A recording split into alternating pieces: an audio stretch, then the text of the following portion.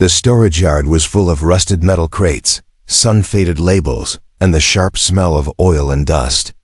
Most buyers had already left, disappointed by the junk. But Erik stayed behind, staring at the last crate no one dared to touch. It was huge, dented and covered in warning stickers written in unknown alien languages. Even the auctioneer had looked nervous when describing it. But Erik had a feeling. Not the kind that made sense, just the kind that made his heart beat faster. 100 credits, he called out, raising his hand. Silence followed. No one else spoke. The crate was his. When they loaded it onto his old transport truck, the ground seemed to shake under its weight. The auctioneer warned him one last time, but Erik just nodded. He didn't believe in ghost stories or cursed objects.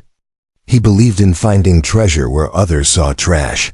Back at his repair shop, he didn't open it right away. He reinforced the doors, secured the exits, and grabbed a tranquilizer blaster just in case. Then, with a deep breath, he pried. The control panel opened and hacked the alien lock. A loud hiss echoed as the seals broke. The crate's doors slid open slowly. Fog spilled out, and from within the shadows something moved, not something, someone. A figure leaped forward, landing just meters away. She was tall, muscular, and wrapped in torn rags. Her long silver hair fell over glowing eyes, and sharp teeth flashed as she growled like a wild beast. Erik didn't run. He aimed the blaster. Hands steady, but the girl didn't attack. She staggered back, confused, hands trembling. Chains still hung from her wrists. Her skin was marked with faded alien symbols, like branding from some cruel lab. "I'm not here to hurt you," Erik said slowly, lowering the weapon. "Do you understand me?" She stared at him, then nodded once stiffly. His heart raced. She was intelligent. She wasn't just some experiment. She had once been someone's prisoner. And now she was free. He offered her water. She sniffed it, like an animal before drinking in quick gulps. Then she pointed to herself and spoke one broken word. "Kaari." Her voice was rough, but her eyes were watching, measuring him. Erik didn't sleep that night. He watched her pace like a trapped animal inside the garage. She didn't try to escape, but she didn't seem to trust him yet. When he offered her food, she waited until he stepped back before eating. By morning, she had calmed down. Just a little. She sat cross-legged near the heat lamp, watching him fix a broken engine.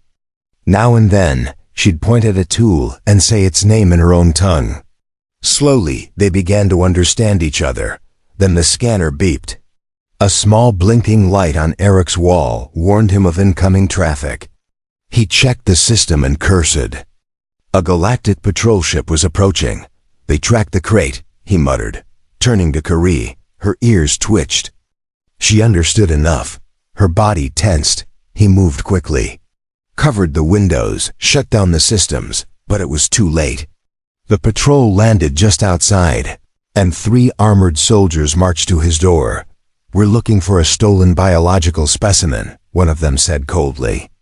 "You were the last bidder at the junkyard auction. Let us in." Erik stalled them, saying nothing was here, just parts and scrap. But Kaari moved silently behind him, crouched like a shadow. She wasn't going back, not to chains, not to labs. The soldier stepped forward, scanning the room. His hand reached for his sidearm. Kaari pounced. The sound of metal hitting the floor was followed by a shout. Erik ducked as the 2 remaining soldiers drew their weapons, but Kaari moved like lightning. She slammed one against the wall and disarmed the other before he could fire. It was chaos, but short. When it was over, the soldiers were unconscious, and Kaari stood breathing hard, her fists clenched. "You didn't have to," Erik began, but she cut him off. "They take me again, I die," she said with more clarity this time. "Better to fight." He looked at the soldiers, then at her. She wasn't just defending herself. She was protecting him too. They had no choice now. Erik loaded supplies into his truck while Kaari kept watch. They couldn't stay here. The patrol would send more. Faster, stronger, smarter. As they drove through the back roads of the scrapyard district, Kaari sat beside him, watching the horizon. Her posture relaxed just a little. She wasn't wild anymore. She was thinking. Planning. Erik didn't know what he had unleashed, but part of him didn't care.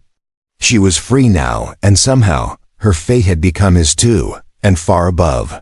In a silent command ship cloaked behind the clouds, a figure watched their escape on a screen. The alien general narrowed his eyes and tapped a claw against the glass. "She's awake," he said to no one. "And she has a human with her." The signal was sent. And across the stars, the hunt began. Erik's truck bounced down the uneven dirt road, its old engine groaning under the weight of supplies and secrets. Kaari sat in silence beside him, her silver hair blowing gently through the cracked window. She hadn't spoken since they escaped, but her eyes never stopped scanning the land around them. "Are you okay?" Erik asked, keeping one hand on the wheel and the other near the blaster tucked by his seat. Kaari nodded slowly, though her jaw stayed tight. She was calm, but it was the kind of calm that came before something dangerous. The kind that lived inside a creature always ready to strike. They passed through the outer limits of the sector, heading toward the abandoned mining canyons. It was a place even bounty hunters avoided. Erik had hidden there before once, long ago. But this time, he wasn't hiding stolen tech. He was hiding a girl who could kill trained soldiers with her bare hands. When they reached the cliffs, Kaari finally spoke. "Why did you take the crate?" "I didn't know what was inside," Erik said honestly. "Something just told me it mattered." She stared at him, then looked away, her hands curling around the seatbelt like she didn't trust it. Or maybe she didn't trust herself. The old cave still had power from when smugglers used it. Erik powered up the entrance and drove inside. The walls shimmered with minerals that glowed in the dark, casting Kaari's face in flickering green light. She looked almost peaceful for the first time. Inside the cave, she examined the supplies. Erik watched her closely. She didn't ask questions, just moved with purpose, checking everything like she'd done it before. She found a long metal rod and began sharpening it with a piece of jagged stone.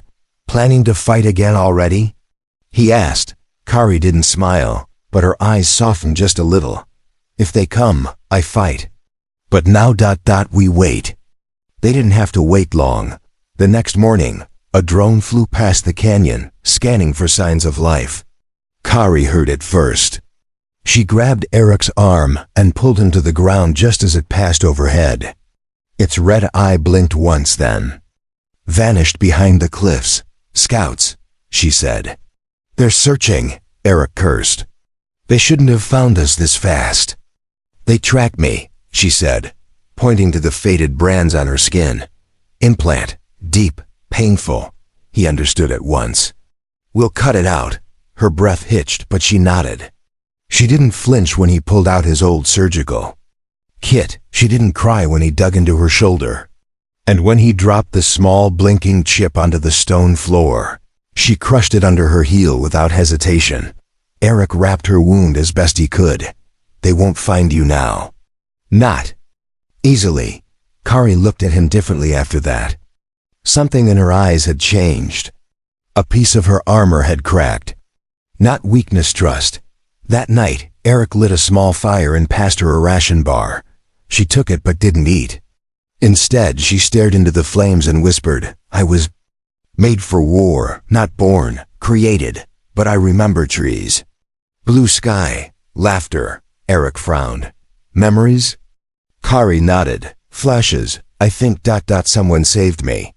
When I was small, before they took me, before the labs." He leaned forward. "You were from a free world. You were stolen." "I want to remember more," she said softly. "But it hurts." "You don't have to be a weapon anymore," he said. "You can choose." Kaari turned her head slowly and whispered, "Then I choose to fight for you." Just then, the cave entrance trembled. A low rumble rolled through the rock. Lights flickered. Outside, a shape moved large, armored, heavy. Erik grabbed the blaster. Kaari picked up her sharpened rod.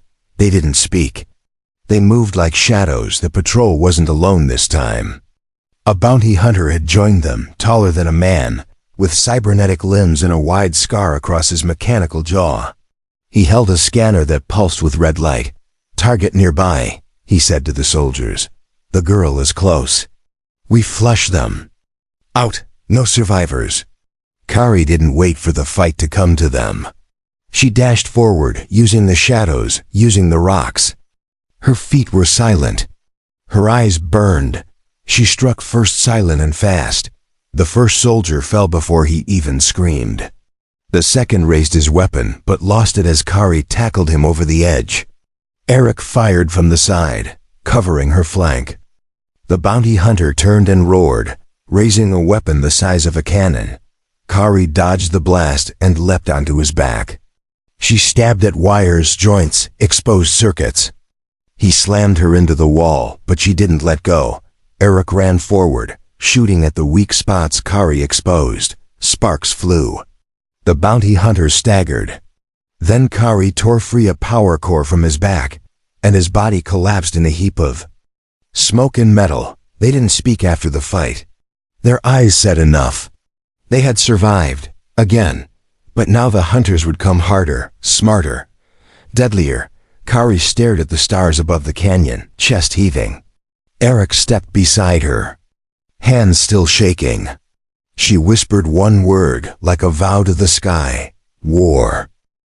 The stars above the canyon were quiet, but Erik and Kaari knew silence never lasted. The Galactic Patrol had found them twice already. The next time they wouldn't send scouts or bounty hunters. They'd send something worse. Kaari stood at the edge of the cliff, her eyes fixed on the night sky. Her wounds had stopped bleeding, but her skin still bore deep bruises. She didn't complain. She never did. She only watched, listened, prepared. Erik worked inside the cave, building a signal jammer from scrap. He connected wires, checked battery packs, and bolted down the dish near the mouth of the cave. If it worked, it would block all tracking and make them invisible for a while. "We need to move again," he said when Kaari returned. "They'll search wider now. We stay too long, we die." Kaari crouched by the fire. "I know a place," she said quietly. "Old prison. Built in orbit. Lost in war. No one goes there now. You've been there?" Erik asked. Kaari's eyes flashed. "I escaped from there." Erik stared at her. He had never asked how long she had been a prisoner, but now he knew it wasn't just months. It was years. "Maybe her whole life. We'll go," he said. "If you think it's safe." She nodded once. That was all it took. They packed quickly, left behind the cave. Left behind the dead soldiers and crushed bounty mech. The desert swallowed their footprints within hours. Erik's ship wasn't fancy. It had dents in the hull, one engine that smoked too often, and a cockpit that smelled like old coffee and solder. But it still flew. And right now, that was enough. They blasted off in the dark. Kaari sat in the co-pilot seat, gripping the side handle tightly. She had flown before, but never as a free person. This was the first time she could choose where to go. The prison station floated in orbit above a shattered moon. It looked dead, its lights out, its outer walls covered in asteroid burns. But Kaari guided them to a hidden dock near the base. The clamps still worked. Barely. Inside, the place was cold and dark. Long halls stretched in all directions. Rusted cell doors hung open. Scratched floors echoed under their steps. But Kaari walked like she knew every turn. Her feet remembered. "This was my cage," she whispered, stopping before a broken door. Inside, the walls were covered in claw marks. A worn piece of cloth still lay on the ground. Erik didn't say anything. He just placed a hand on her shoulder. She didn't move. But she didn't pull away either. They set up in the command room. Erik restored power to one section of the station. Just enough for shields, life support, and cameras. The rest stayed. Dark, like ghosts slept there. From above, the place looked abandoned, cold and empty. But inside, Erik and Kaari were preparing for war. "We can't keep running forever," Erik said one night, staring at the screen. "They'll keep coming," Kaari agreed. "Then we stop running, we fight here," Erik blinked. "Just the two of us?" Kaari stood slowly. "I was not the only one taken. Many girls. Many boys, changed, like me. If they live, they hide. You want to find them?" He asked. "I want to free them," she said. "Like you freed me." Erik didn't answer right away, but his eyes burned brighter. She wasn't asking for help. She was giving him a mission. He began sending out encrypted messages, using stolen codes, whispering across secret channels to old rebels, smugglers, pirates, anyone who might know where the lost were hidden. The first reply came from an old miner's drone. A single message. "I saw one. Looked like her. Chained. Auction tomorrow. Outpost Delta 4. Kaari didn't wait. "We go now." They flew straight through a storm to reach Delta 4. The auction was dirty and cruel. Alien merchants chained living beings to poles while drunk buyers shouted prices. One girl stood at the edge, small, shaking, silver eyes full of fire. Kaari leapt down before the auctioneer finished speaking. She tore the chains apart with one pull and lifted the girl into her arms. Shouts erupted. Blasters were drawn. Erik fired from the hilltop, sending cover blasts into the crowd. Kaari didn't run. She walked through the fire like a storm. No one touched her. Back on the ship, the girl curled into Kaari's arms. She didn't speak, but tears streamed down her cheeks. Kaari wiped them gently. "Name?" she asked. The girl whispered, "Mira." Erik watched as Kaari tucked a blanket around her and whispered words in a strange language, soft, careful, like an older sister calming a child. They returned to the prison station. Now it wasn't empty. Mira's laugh echoed down the hall. One night, it was quiet, broken, but it was the first sound of hope the place had ever known. More replies came. One by one, rumors, coordinates, some were traps. Some were lies, but some were real. Kaari and Erik became legends. The ones who stole children back from labs, who attacked patrols in the dead of night, who vanished into space before reinforcements could arrive, and in the highest halls of the Galactic Council, fear began to grow, not because Kaari had escaped, but because she was building something, a family. The prison station no longer felt like a tomb. It had lights now faint and flickering, but warm. Voices echoed down its metal halls. Small, cautious footsteps ran across the floors. Laughter sometimes broke the silence.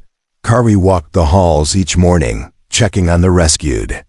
There were 7 now, 3 boys, 4 girls. All stolen, all changed. Some still wore the collars from the labs.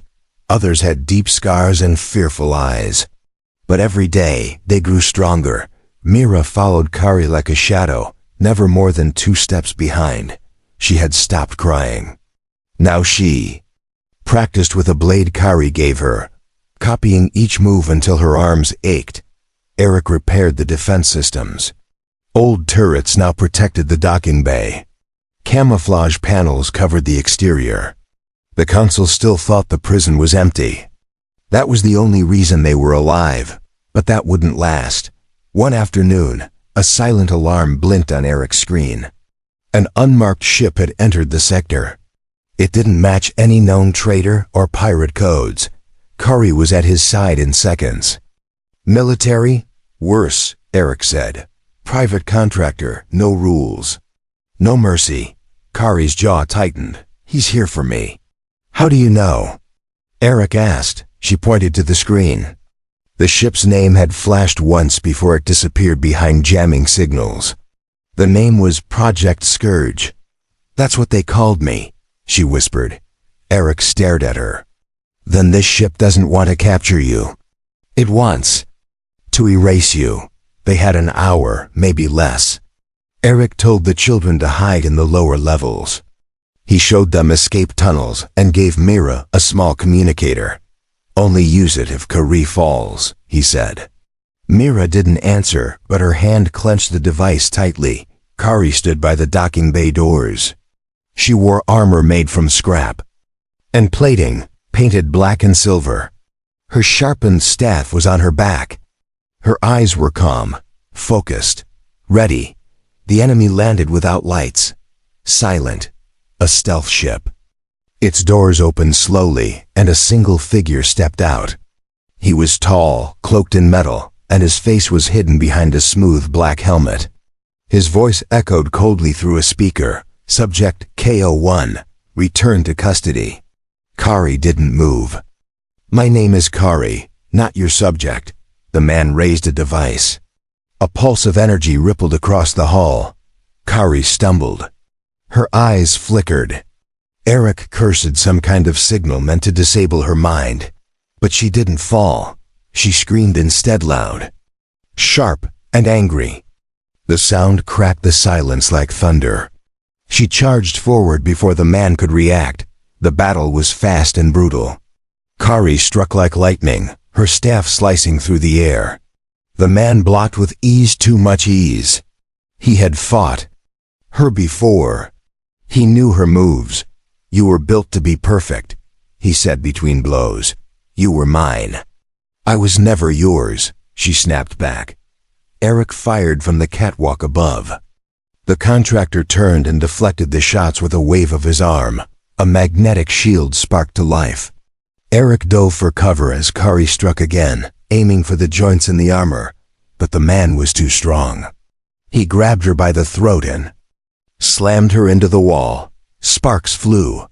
Kaari gasped, struggling to break free. You can't stop what you are, the man said. You are a weapon, nothing else. Then a voice cried out, no, she's not. Mira ran forward, holding a blade nearly too big for her. She slashed at the man's leg, drawing a shallow spark of blood. He kicked her away, but it was enough. Kaari broke free and drove her staff into his chest. The weapon bent under the force, but the armor cracked. Sparks exploded. The man fell to one knee. Erik jumped from the catwalk, grabbing a power cable and jamming it into the broken armor. Electricity surged. The contractor screamed and collapsed, twitching violently. Kaari stood over him, panting. Mira crawled to her side, eyes wide with fear and awe. Kaari didn't speak. She just pulled Mira into her arms and held her tight. They didn't celebrate. There was no cheering. They knew this was just one battle. One hunter. More would come. Erik dragged the body to the lab and scanned its systems.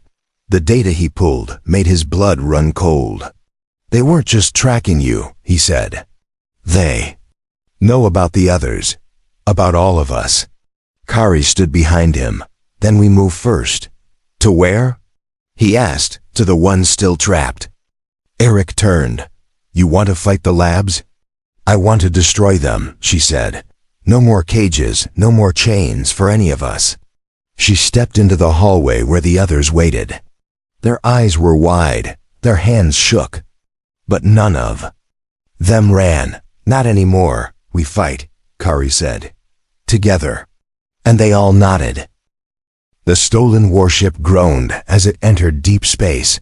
Its old engines pushed to their limits.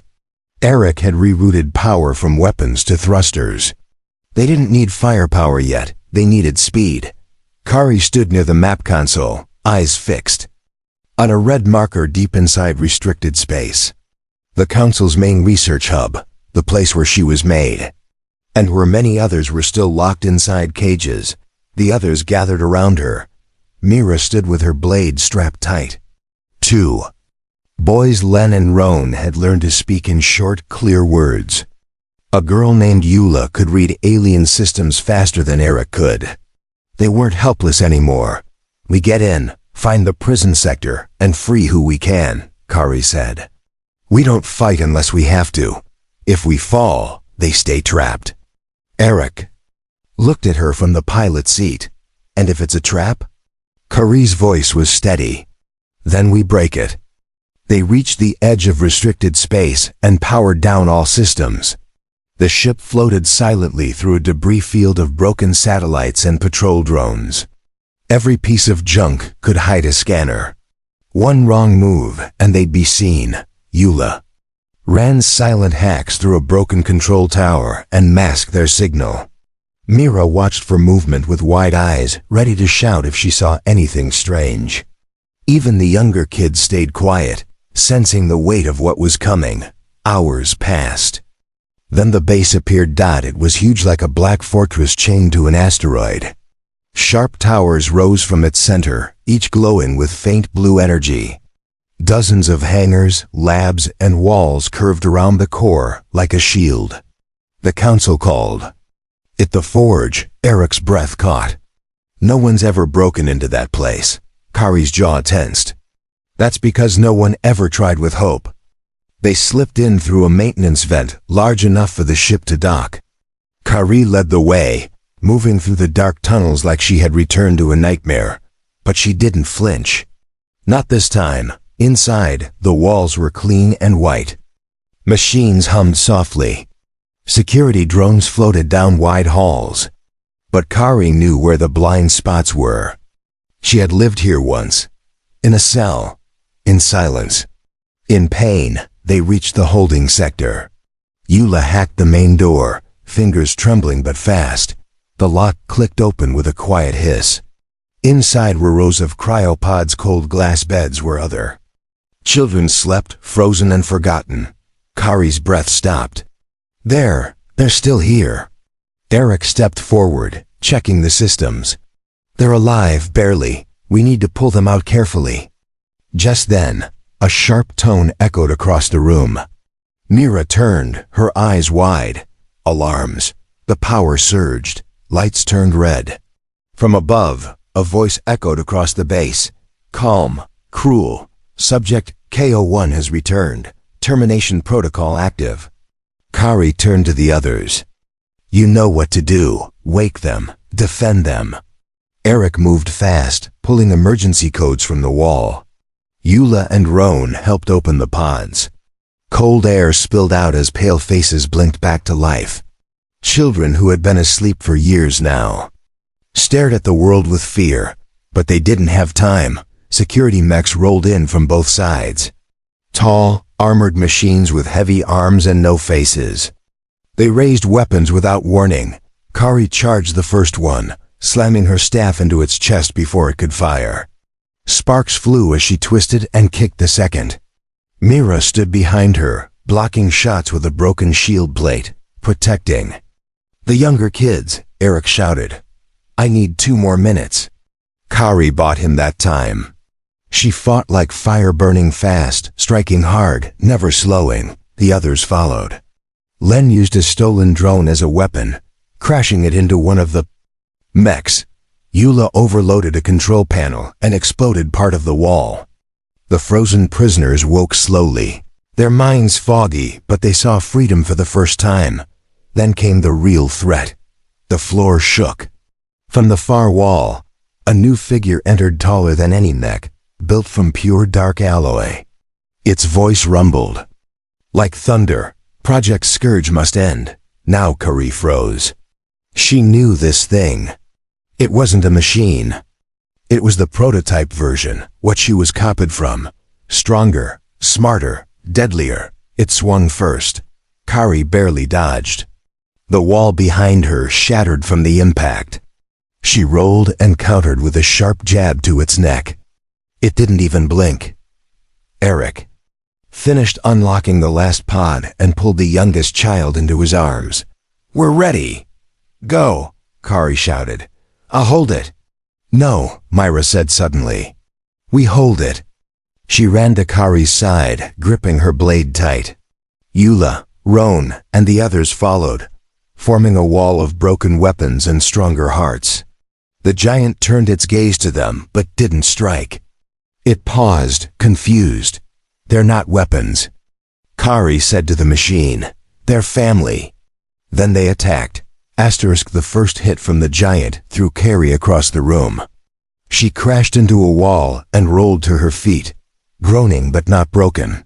Mira screamed and charged, her blade slicing across the giant's knee.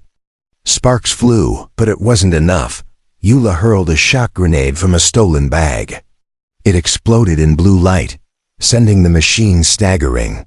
Roan and Len rushed in with stolen rifles, firing at the exposed joints. Their shots barely slowed the monster, but they bought Kaari time. She leapt again, planting her feet on the machine's chest and slamming her staff into the small reactor near its collarbone. A crack formed. It roared, grabbing her by the waist and throwing her toward Erik. He caught her hard, both of them falling. "That thing's not just metal," he gasped. "It's learning." Kaari wiped blood from her lip. "Then we stop teaching it." She turned to the freed prisoners, dozens now, awake and afraid. "You want to stay free?" she called out. "Then help us fight." For a second, there was silence. Then a small boy stepped forward, his skin still pale from cryosleep. He raised his hand and focused. A pulse of energy hit the machine in the chest. His powers had returned. Others followed, some threw sparks, others lifted rocks with their minds. One girl bent light around herself and turned invisible. Together, they weren't just broken children. They were weapons the labs failed to control. The giant swung wildly, but now the room was full of motion. Kaari and Mira struck from one side while Erik fired explosive bolts from the other. The younger kids used their powers to distract, confuse, blind. Bit by bit, the machine began to fall. It stumbled backward, smoke pouring from its armor. Kaari climbed up its side, hanging on with one hand while slamming her staff into the reactor again and again. The metal groaned, bent, and finally broke. With a final scream of power, the core inside the monster exploded. A shockwave blasted through the room, knocking everyone off their feet. Alarms went silent. The lights flickered and died. Then, only quiet remained. Kaari sat on the floor, breathing hard. Her staff was broken, her armor cracked, but she was smiling. Mira ran to her and hugged her tightly. The others gathered around, bruised, burned, but alive. Erik limped to the console and checked the systems. Base defenses are down. Shields failing. "If we don't leave now," Kaari stood slowly. "We leave." They carried the wounded and led the weak. The small ones were lifted into arms. The strong cleared the path. They moved like a single body, fast, focused, silent. Outside, the ship waited. Erik had left it ready.